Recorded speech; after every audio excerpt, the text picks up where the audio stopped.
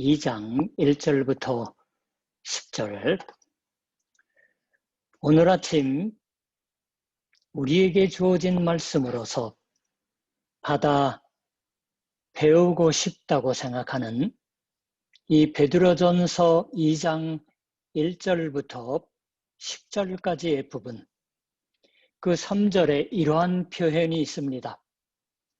너희가 주의 인자하심을 맛보았으면 그리하라.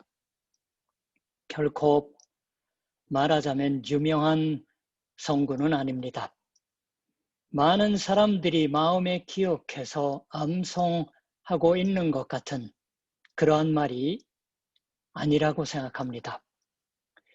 성경의 말 중에는 어느 쪽이냐고 하면 가만히 쓰여 있으면서 그러나 실은 몇 번이나 읽고 맛보고 있으면 참으로 의미 깊은 말이라는 것이 있습니다.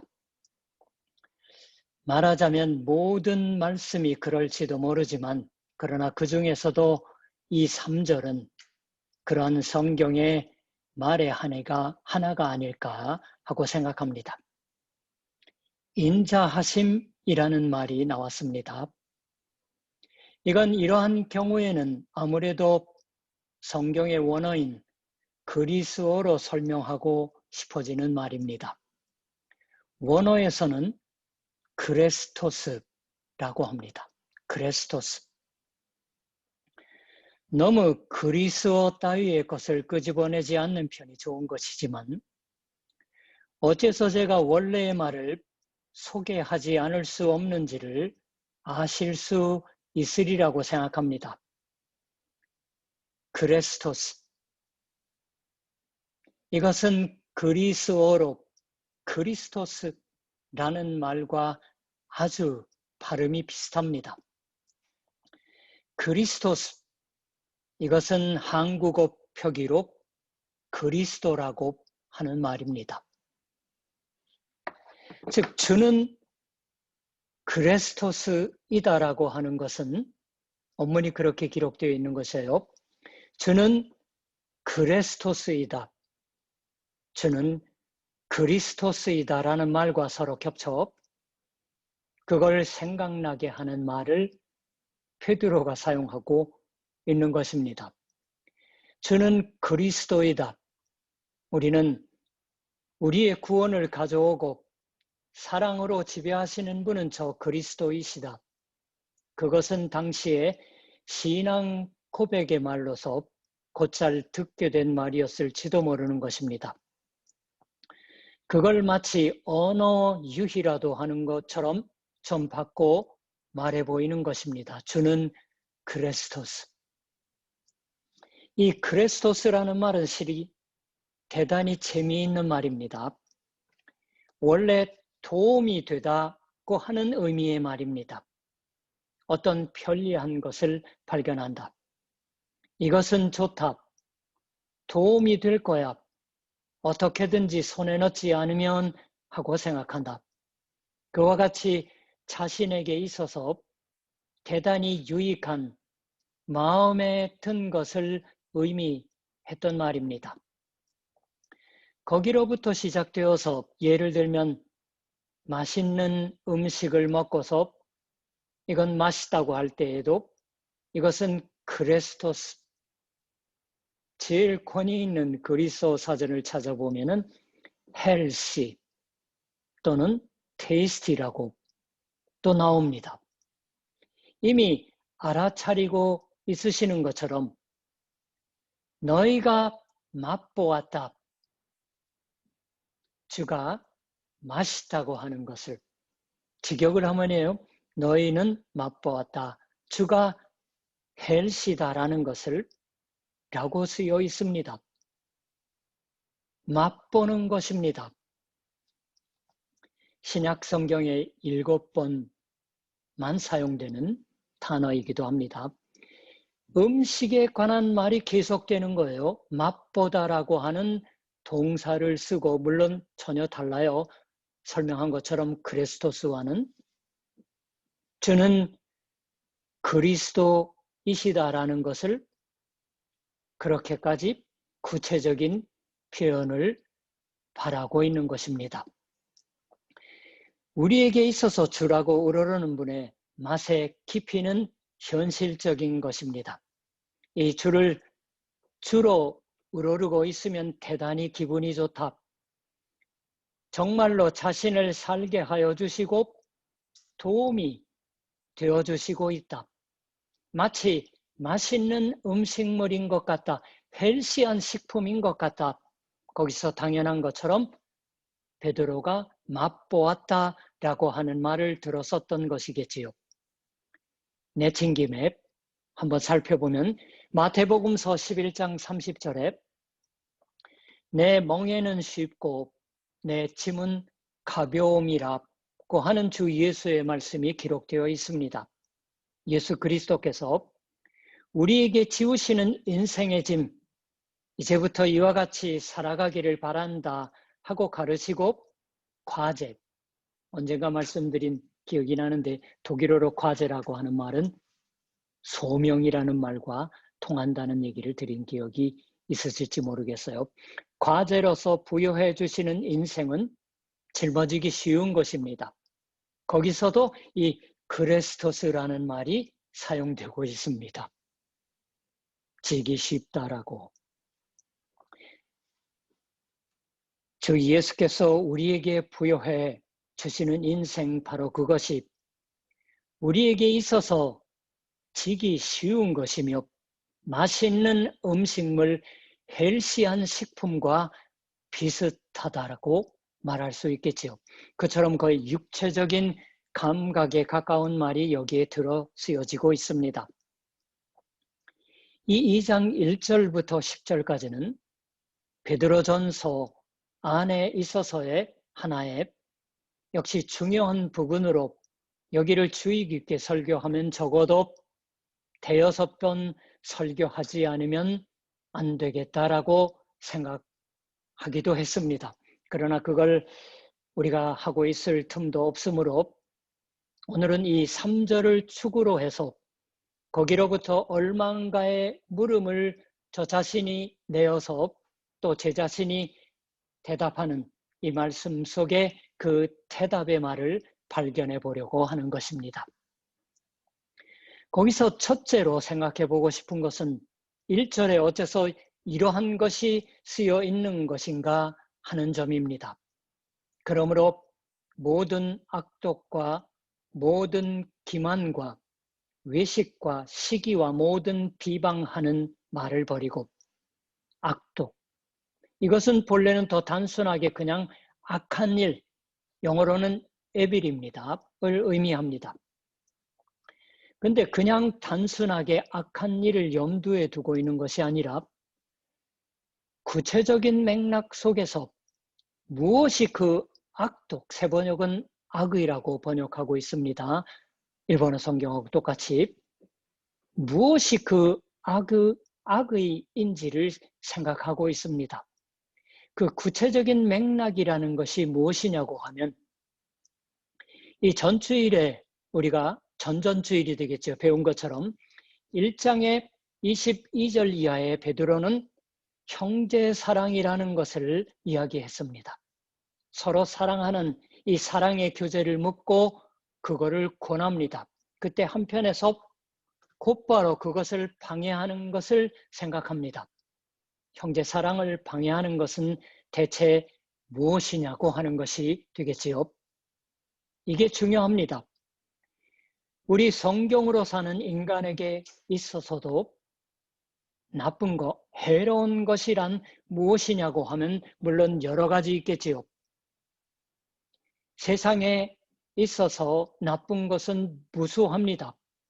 그렇지만 뭘 우리가 해로운 것이라고 헤아리느냐고 하는 그 셈법, 그것이 실은 그 사람의 사고방식이나 생활방식이 어떠한 것이냐고 하는 점을 똑똑히 보여줍니다. 베드로서는 거기서 솔직하게 사랑을 묻습니다.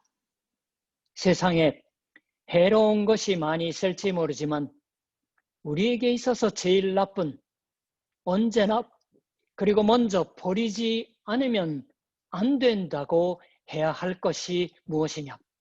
그것은 형제 사랑을 방해하는 것이다. 게다가 우리 속에 둥지 트는 악이다.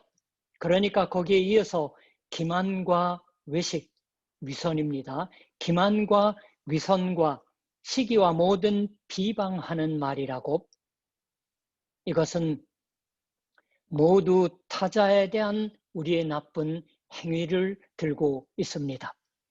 기만, 표준 국어 대사전을 찾아보니까 남을 속여 넘김이라는 의미더라고요.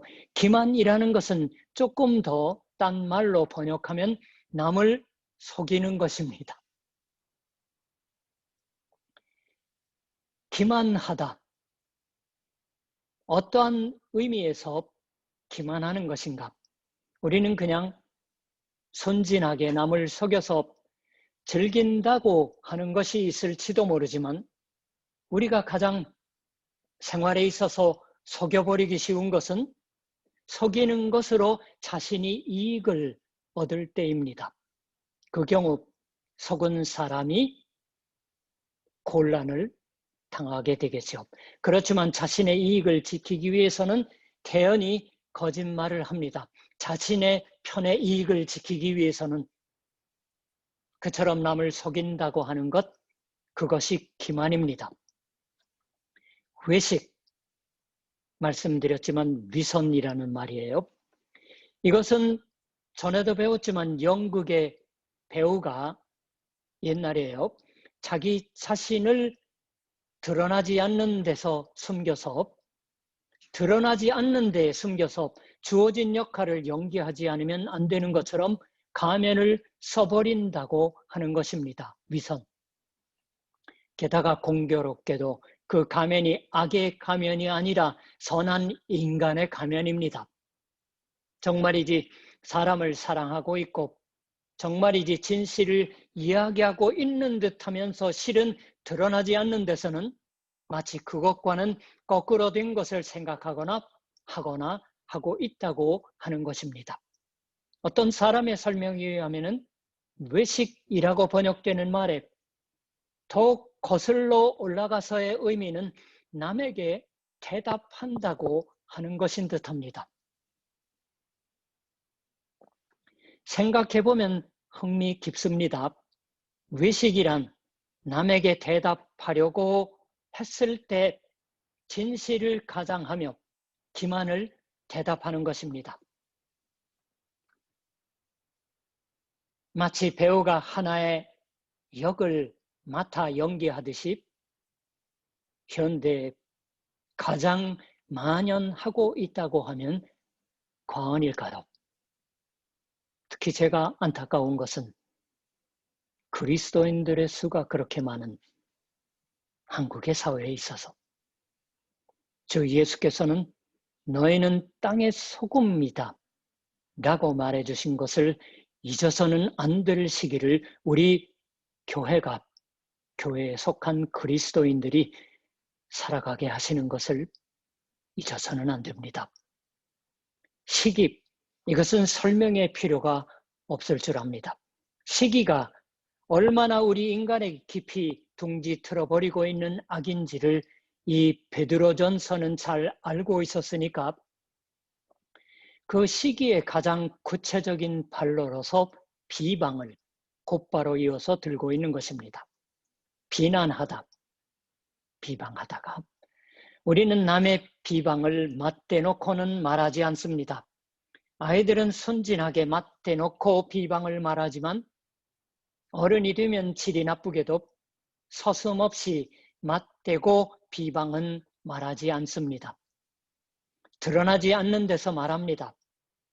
그리고 제일 모양이 나쁜 것은 우리가 비방을 말하고 있을 때에는 실은 기분이 나쁘지는 않은 것입니다. 쾌감을 동반하는 것이다라고 하면 과언일까요? 그러니까 우리는 비방을 그만둘 수가 없다. 저 사람은 그렇다, 이렇다고 하는 것을 그만둘 수가 없습니다. 훌륭한 사람이다 하고 생각하고 있는 사람과 얘기하고 있어도 비방을 듣게 됩니다. 비방을 듣게 되어 그 사람에게서 모두가 대단한 사람이다라고 생각하고 있는 사람에게 의외로 하찮은 결점이 있거나 하기도 합니다. 어떤 분은 오히려 그것 때문에 인간성을 느꼈다고 하는 분도 있으시지만 오늘은 주제는 거기가 아닙니다. 그러한 것을 듣고 있으면 내심 나쁜 기분이 들지 않습니다. 바로 그러한 기분이 여기서 물어집니다. 남을 속이거나 시기하거나 비방을 하거나 하는 것에 언제나 동반하는 기분에 그리스도의 맛이 개입되기 때문입니다. 남과 다투는 곳에서 맛보는 맛에 대해서 그리스도의 인자하심의 맛이 서로 대면하는 것입니다. 베드로는 거기서 묻습니다. 그리스도의 맛을 알고 있을 인간이 왜 남의 비방을 말할 수 있나? 전혀 다른 맛이 아닌가? 입맛이 전혀 다를 터가 아닌가? 양쪽 한꺼번에 맛본다고 하는 것은 신앙의 식중독을 일으킬 뿐인 것입니다. 그렇기 때문에 우리는 주의 인자하심을 맛보았다라고 베드로가 새삼 말씀하는 것을 잊어서는 안 됩니다. 그렇기 때문에 그리스도의 맛을 맛보는 것이 허락되었다 하는 점을, 그 그리스도의 맛에 집중하기 위해서는 얼마나 비방을 하는 것이 자신의 정의감을 만족시키고 자신의 발음을 보증하는 기쁨이었다고 해도 그것을 버리지 않으면 안 됩니다. 그리스도의 맛을 확보하기 위해서는, 게다가 그것은 우리가 이미 한 번 맛보았을 터인 것입니다. 시편 34편 8절에 너희는 여호와의 선하심을 맛보아 알지어다. 주 예수 그리스도의 인자하심의 맛, 그것은 4절에서는 주는 산 돌이다라고 받고 말해지고 있습니다. 예수 그리스도의 맛은 두말할 것도 없이 생명의 맛입니다. 생명의 맛을 나타내는 그리스도를 산 돌이라고 부르고 그 예수 그리스도를 설명해서 6절에서는 이사야서 28장 16절을 인용합니다. 이들은 모두 관련이 있습니다. 흥미롭게도 이 이사야서의 말은 베드로가 주 예수의 맛, 즉 산돌에 관한 말씀이다라고 이해해서 인용한 이사야서 28장 16절에 앞선 15절에 이렇게 쓰여 있습니다. 너희가 말하기를 우리는 사망과 언약하였고 수월과 즉 음부와 맹약하였은즉 넘치는 재앙이 밀려올지라도 우리에게 미치지 못하리니 우리는 거짓을 우리의 피난처로 삼았고 허위 아래에 우리를 숨겼음이라 하는도다. 이건 하나님을 믿지 않는 사람들을 말하는 것이 아닙니다. 하나님을 믿는 백성이었을 터인 유대 사람들, 이스라엘 백성들, 단 예언자가 이야기하는 하나님의 말을 비웃어서 들으려고 하지 않는 사람들에게 말하는 것입니다. 너희가 하고 있는 것, 말하고 있는 것, 그것은 결국 사망과 계약을 맺은 말에 지나지 않는 것이 아닌가. 게다가 사망과 언약하면서 계약을 맺으면서 재앙이 밀려올지라도 우리에게 미치지 못한다라고 말한다. 이 이사야서 25장 15절의 말은 통렬한 말입니다. 여기에도 허위라는 말이 나옵니다. 이건 남의 일이 아닙니다. 우리는 실로 종종 사망과 죽음과 계약을 맺어버립니다. 하나님의 말, 생명의 말씀을 몇 번이고 듣고 잘 알고 있는 셈으로 있지만 그런 만큼 그러면 아무래도 그렇게 살아서는 이 세상을 헤쳐나갈 수 있을 것 같지 않다고 생각해 버립니다. 이런 것을 하고 있으면 죽어버린다라고 바싹 사회에서 말라버린다라고 하는 불안이 생겨납니다. 거기서 사망과의 계약을 남몰래 맺는다라고 이사야가 이미 한 말씀이에요. 허위는 안 된다라고 알면서 어느 정도 거짓말을 섞지 않아서는 살아는 갈 수 없는 것이 아닌가라고 허위에 기만에 이끌립니다. 거짓을 피난처로 삼는 자는 사망과 언약하였고 스올과 즉 음부와 맹약한 것이 된다고 말합니다. 여기에 하나의 커다란 착각이 있습니다. 그건 사망과 음부도 재앙도 전부 하나님의 지배 아래에 있는 것을 모른다고 하는 점입니다. 이사야서는 다시 그 28장 20절에서 이불이 좁아서 능히 몸을 싸지 못함 같으리라 하고 말합니다. 사망과 계약을 맺어서 열심히 자기 몸을 감쌀 셈으로 있었지만 몸이 비어져 나옵니다. 이불 밖으로. 허위는 자신을 감추어는 주지 않는 법입니다. 그리고 거기에 대해서 이 베드로서는 말합니다. 왜 사망과의 언약이 아니라 하나님의 생명과의 언약에 살지 않는 것인가?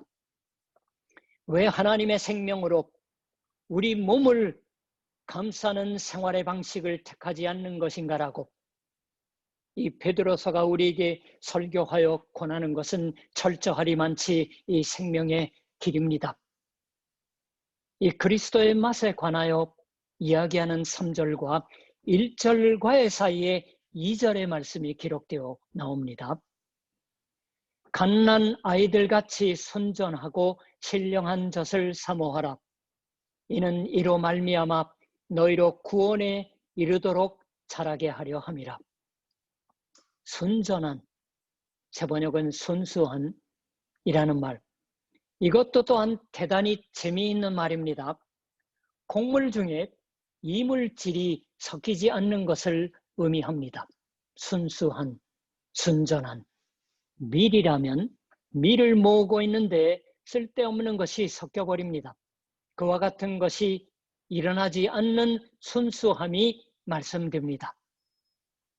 제가 그와 같은 사전의 설명을 읽으면서 문득 자신의 입안에 느낀 경험이 떠올랐습니다. 요즘은 거의 경험하는 사람들 없을지 모르겠어요. 모처럼 맛있는 햅쌀밥을 저와라 먹고 있을 때 우두둑 뭔가 씹어버리는 그러한 불쾌한 기분입니다. 그렇게 하면 이제 그때까지 저와라 했던 기분은 잠시 사라져버립니다. 씹은 것이 흩어져서 혀 위에 퍼지거나 하면 문자대로 모래를 씹는 기분이 됩니다. 그와 같은 모래를 씹는 기분을 주는 것이 없는 신령한 젖, 우리를 양육하는 하나님의 영의 능력, 영의 영양을 사모하여 구하라고. 근데 저는 지금 하나님의 영의 능력이라는 식으로 단순하게 말씀드렸지만 실은 이 신령한 젖이란 뭘까요? 여러 가지 해석이 있습니다. 2절에 신령한이라고 번역된 원래의 말씀은 로고스라는 말에 유래합니다. 로고스란 말이에요. 말씀을 의미하는 말입니다. 거기서 말씀의 젖이라고도 번역할 수도 있습니다. 그걸 우리 성경은 신령한이라고 번역하고 있는 거예요. 거기서 옛날부터 영국 사람들이 친숙해온 킹 제임스 번역에서는 말씀의 참된 젖이라고 뚜렷하게 번역하고 있습니다. 웹사 성경도 그래요. 킹 제임스 버전은 1611년 거예요. 웹사 성경은 1833년이에요. 말씀의 젖, 순수한을 참된이라고 번역을 한 거예요. 하나님의 말씀의 젖에 의해서 양육될 것을 진심으로 베드로가 원하고 있습니다. 또 하나 오래전부터 행해지고 있는 성경의 번역은 라틴어 성경을 말합니다. 물 같아. 가톨릭의 분들이 사용해온 라틴어 성경에서는 옛날에는 가톨릭밖에 없었어요. 프로테스탄트가 갈라지기 전에는. 이성이라고 번역되어 있는 말입니다. 이 신령한 이라고 우리가 번역한 성경의 말씀을 옛날 영국의 성경에서는 말씀이라고 번역을 하고 있는데 라틴어 성경인 불가타는 이성이라고 번역되어 있습니다. 그와 같이도 번역할 수 있는 것입니다. 로고스, 말씀, 그리고 그것이 이성적이라는 의미도 되는 것입니다. 이성적이라고 하면 뭔가 이치만 내세우는 것을 마음에 떠올릴지도 모르지만 여기에서는 그 이성적이라고 하는 것은 사리에 맞다라고 하는 말입니다. 신약 성경에서 로마서 12장 1절 거기에 형제 자매 여러분 그러므로 나는 하나님의 자비하심을 힘입어 여러분에게 권합니다. 여러분의 몸을 하나님께서 기뻐하실 거룩한 산 제물로 드리십시오. 이것이 여러분이 드릴 합당한 예배입니다라고 있습니다. 새 번역에요. 개역개정 우리가 읽는 성경은 신령한이라고 번역되어 있을 겁니다. 이 새 번역에서 합당한이라고 번역되어 있는 말이 이 베드로서의 신령한과 같은 말입니다. 가장 유명한 권위가 있는 미키텔이라고 하는 그리스 사전을 보면은 belonging to reason 아니면 rational 5절에도 신령한이라고 나오죠. 그야말로 영적이라는 의미로 2절과는 전혀 다른 단어가 사용되어 있습니다. 이치에 맞는 여기 신령한 젖이라고 할 때 신령한 말씀이기도 하지만 즉 합당한 진리의 젖을 사모하는 것입니다. 그걸로 인해서 구원을 받기 위해서입니다. 말씀의 젖으로 번역하든 이치에 맞는 젖으로 번역하든 모두 각기 의미가 있는 해석이다라고 생각합니다. 이런 해석을 통틀어서 말하면 진리, 곧 그리스도에 맞는 젖이라고 읽어도 좋겠지요. 주 예수 그리스도 바로 그 자신이 우리를 양육하는 젖입니다. 순전한 젖입니다. 그렇게 되면 이미 여기서 그리스도의 맛을 사모하고 바라자. 그리스도 바로 그분인 우리를 양육하는 젖을 구하자고 바라자고 하는 것이 됩니다. 4절의 첫머리는 새 번역을 생각하세요. 주님께라고 번역되어 있지만 원문이 그렇게 나와요. 께라고 하는 방향을 나타내는 전치사 다음에 주님이에요. 원문에서는 그 주님이라고 새 번역이 번역하고 있는 것을 대명사로 나옵니다. 개역개정은 예수라고 번역하고 있지만 3절에 나온 주를 가리키는 인칭 대명사로 앞에 문장과의 밀접한 연기를 보이는 말입니다. 주님께 나오십시오. 그는 사람에게는 버림을 받으셨으나 하나님께는 택하심을 받은 살아있는 귀한 돌입니다. 우리의 성경에서는 사람에게는 버림바가 되었으나 하나님께는 택하심을 입은 보배로운 산돌이신 예수께 나아가자. 예수께 나아가자. 이 나아가자라고 하는 데가 첫 번째의 문장에 언젠가도 말씀드렸지만 그리스어 헬라어는 첫 번과 문장의 마지막 나오는 것이 강조되는 표현입니다. 주님의 은혜의 맛에 관하여 말씀할 때 곧바로 우리가 묻지 않을 수 없는 것은 주님의 은혜의 맛은 어디서 알 수 있냐고 하는 것입니다. 예수 그리스도의 은혜의 맛에 맛있음이 알 수 있는 것은 어디냐고 하는 것입니다. 그걸 4절은 곧바로 받아서 주, 즉 산, 돌이라고 말합니다. 그렇다면 그 산, 돌, 생명의 맛은 어디서 맛보는 것일까요? 아니 실은 너희는 그 장소에 다가와 있다. 주 살아있는 돌을 향해서 너희는 와 있다라고 하는 말입니다. 직역하면 4절의 전반부의 표현이 이와 같이 말씀을 읽어가면 또 하나 대단히 우리의 마음을 끄는 말이 나옵니다.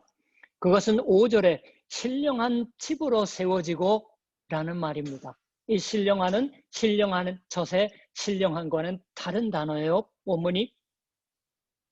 오늘은 아무래도 원문으로 되돌아가서 너무 자주 말씀을 드린 것 같아서 적잖이 죄송하지만, 그러나 이러한 것은 성경을 정확히 읽기 위해서 중요하므로 더 감히 말씀드리면, 이 세워지다 라는 말은 원래 집을 짓다고 하는 단순한 표현의 말입니다. 그런데 이 성경이 쓰여질 무렵의 사람들은 집을 짓는데도 돌을 쌓아 올려서 집을 지은 거예요. 집을 일본어 성경은 스쿠리 아게루, 만들어 올리는 것으로 번역을 하고 있습니다. 바울은 이 표현을, 이 단어를 애용했습니다. 바울의 말에 우리 성경은 덕을 세운다라고 번역되는 말이 나옵니다. 고린도전서 10장 23절 보면은 교회에 덕을 세운다라고 번역되기도 하는데, 덕이라는 말이 없어요. 단어에는, 원문에는. 그러니까 교회를 세운다를 우리의 성경은 덕을 세운다라고 덕을 하나 더 붙였어요. 여기서 쓰여지고 있는 것과 똑같은 단어입니다. 바울은 우리가 하는 말이 교회에 덕을 세울 것을 바랐습니다. 그것은 교회라는 공동체가 만들어지기 위한 말을 우리가 사용하기를 바라고 있다고 하는 점이기도 합니다. 덕을 세우다는 직역하면 그냥 쌓아 올리는 말이에요. 이 주님께 나아가, 새 번역은 나오십시오라고 하는 식으로 번역되고 있는 말은, 히브리서에서는 희생 제물을 드리려 나아오는 자들, 새 번역은 나아오는 이라고 하는 단어를 하나님께로 나오는 사람들이라고 번역합니다. 하나님께로 나온다라고, 나온다라고 하는 단어를, 즉 우리가 주께로 나온다고 하는 것은 하나님께로, 이 주를 예배하러 온다고 하는 말에 틀림이 없습니다. 어떤 분도 그렇게 설명하시더라고요, 언어학자가. 게다가 우리들은 혼자서 오는 것이 아닌 셈입니다. 그리스도 교회의 예배의 특색은 모인다고 하는 것입니다. 신사 가보세요. 1년에 한두 번 있을, 거기 가도 한 자리에 모여서 뭐 하는 게 없습니다. 시간 되는 대로 가서 동전을 던지고 박수를 치고 합니다. 근데 우리의 교회는 같은 시간에 모입니다. 혼자서 기도할 적도 있을 테지만 교회 예배는 공동의 행위입니다. 같이, 즉 그리스도께로 와서 예배를 드립니다. 이 코로나 때문에 같이 예배를 드리지만 화면을 통해서 예배에 동참하는 우리의 교회 가족도 있습니다. 거기서 자신도 그 집의 하나의 소재가 된다, 즉 돌이 되는 것입니다. 신령한, 즉 영적인 집으로 세워지는 것이에요. 하나의 돌로서. 먼저 주를 예배한다고 하는 것에 의해서 주께 나오십시오라고 하는 말, 이게 예배하러 온다라고 하는 표현이라고, 하나의 집을 짓는 하나하나의 돌처럼 단단히 짜 맞추어진다고 하는 것이 없으면 허무합니다. 어떠한 친밀함도 하나하나 맞추어지는 것을 대신할 수 없습니다. 요즘처럼 같이 화면 너머로 예배에 동참하는 형제자매는 서로 자주 만나지 못하니까 멀어지는 것일까요? 이것은 우리가 교회를 세워갈 때 결정적으로 소중한 일입니다. 우리는 서로 왜 형제자매라고 말할 수 있는 것일까요? 서로의 집안 내력을 잘 알고 있기 때문입니까? 그렇다면 이 사람이 정말로 힘들어할 때 우리는 바르게 손을 내밀었을까요? 그런 것이 전혀 없는 인간은 형제자매라고 불릴 자격도, 서로를 형제자매라고 부를 자격도 없는 것인가요? 베드로서는 말합니다. 우리가 주를 예배하기 위해서 여기 나왔다. 여기 찾아와서 무엇이 일어났나? 마치 옛날 집을 지을 때 하나하나의 돌을 올려놓고서는 그것을 옆에 돌, 위에 돌, 아래 돌 하고 결코 서로 떨어지지 않도록 발라 굳혀가는 것처럼 자 맞추어지는 것을 의미합니다. 그것이 영적인 집, 신령한 집, 하나님의 집을 짓는다고 하는 표현입니다. 집장수가 짓는 게 아니에요. 우리는 지금 여기서 그와 같이 예배하는 형제 자매의 결합 속에 살게 함 받고 있습니다. 예배라는 것이 그러한 행위입니다. 이렇게 해서 하나님을 경배하고 서로 하나의 돌처럼 결합시켜지는 것입니다.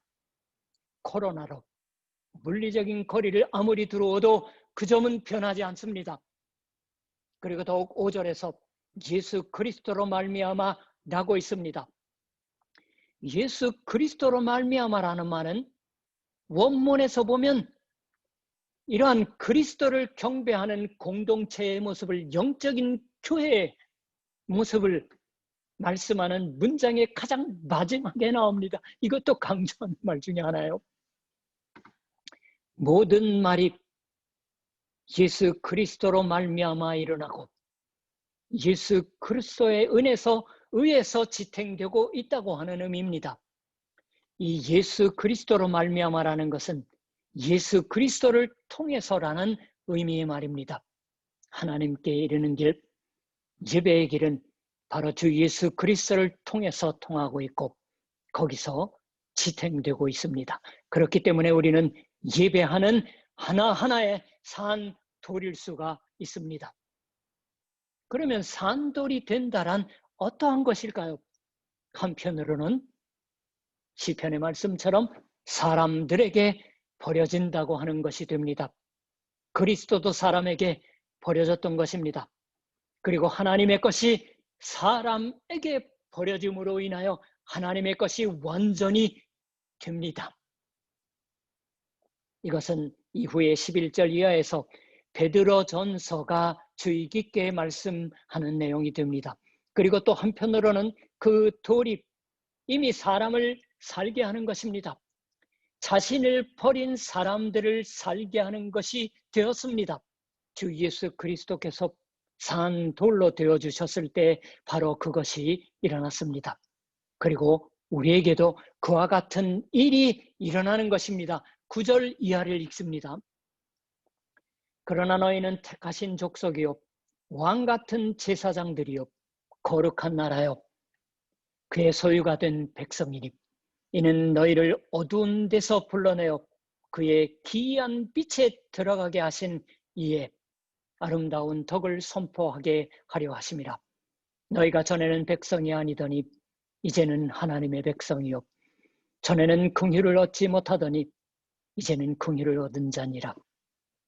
이것이 우리에게 관하여 말씀되고 있는 하나님의 로고스입니다.